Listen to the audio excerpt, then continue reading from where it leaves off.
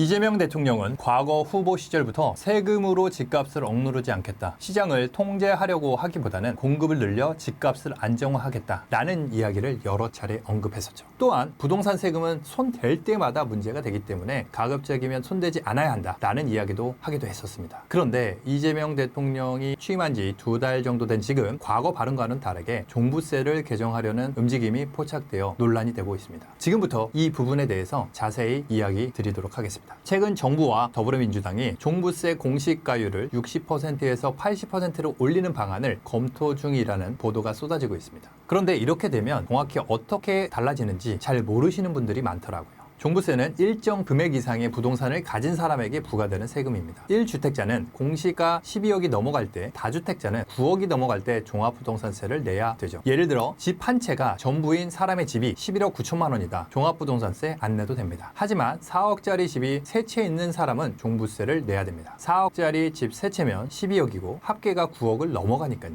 그럼 종부세는 어떻게 계산될까요? 내가 가진 재산이 집 한 채뿐인데 그 집이 20억이라고 가정해 보겠습니다. 20억에서 방금 이야기했던 1주택 공제 12억을 빼면 8억이죠. 그 8억에 바로 세율을 곱해서 세금을 매길까요? 아닙니다. 해당 금액에 오늘의 핵심 주제인 공시가율, 즉 공정시장 가액 비율을 곱해 과세 표준을 구하게 됩니다. 거기에 세율을 곱하게 되는 거죠. 지금부터가 정말 중요합니다. 현재는 이 공시가율이 60%입니다. 따라서 8억 곱하기 60%, 4억 8천만 원에 대해서 세금만 내면 되는 것이죠. 그런데 이제는 공정시장 가액 비율 80% 올린다고 하게 되면 8억 곱하기 80%, 즉 6억 4천만 원에 대한 세금을 내야 하는 것이죠. 과세표준 금액이 1억 6천만 원이나 올라가게 됩니다. 이게 만약 정말로 현실화가 된다고 하게 되면 많은 사람들이 지금보다 수십, 수백, 많게는 수천만 원 이상의 세금을 매년 추가로 내야 합니다. 실제 제가 반포 레미안 퍼스트 아파트를 분석해보니 34평형이 6월 20일 48억에 거래가 되었고 이때 공동주택 가격이 28억 5천만 원 정도로 시세의 60% 수준이었습니다. 현재 공정시장 가액 비율 60%에서 종부세, 재산세가 750만 원이었는데 공정시장 가액 비율을 80%로 올라가게 되면 세금은 1,470만 원으로 2배 가까이 올라갑니다. 부동산 세금은 개정하지 않겠다고 하면서 이렇게 간접적으로 세금을 올리는 게 말이 되냐 라고 생각하시는 분들이 대부분인 것 같습니다. 공정시장 가액 비율을 올리는 것은 세율을 올리는 것은 아닙니다. 직접적으로 세금을 조정하는 것이 아니라 과세 표준을 구하는 방식을 개정하는 것이기 때문에 국회의 동의 없이 정부에서 단독으로 개정하는 것이 가능하죠. 그렇다면 정부는 왜 공정시장 가액 비율을 조정하려고 하는 걸까요? 가장 큰 이유는 세수 부족이겠죠. 지금 나라 곳간이 많이 비어 있습니다. 과거 문재인 정권 시절 정부는 공시가율을 95%까지 올렸는데 윤석열 정부 시절에는 이걸 다시 60%까지 내렸죠. 공시가율을 내려 세금을 줄여주다 보니 세수가 무려 3조 원 가까이 줄었다고 합니다. 현재 이재명 정부에서는 이를 정상화하려는 시도를 하고 있는 거죠. 세금은 부족한데 경기는 안 좋아지고 사람들은 부동산 거래를 안 하니까요. 결국 부동산을 가지고 있는 사람한테 세금을 더 걷는 방법밖에 없을 것입니다. 정부는 부동산과 관련된 내용을 발표할 때마다 고가의 부동산을 가진 자산가들에 대한 증세라고 이야기합니다. 하지만 이러한 규제와 증세는 앞서 이야기한 것처럼 가진 거라고는 집 한 채뿐인 일반 서민들에게도 영향을 미칠 수 있습니다. 또한 다주택자에게 과도한 세금을 부과하면 그 세금이 세입자들에게 전가되기 때문에 결국 세입자들의 부담도 커지게 되죠. 아직 어떻게 될지 잘 모르겠지만 미리미리 계산을 해보고 상황에 맞는 대응을 해보는 것도 좋을 것 같습니다. 감사합니다.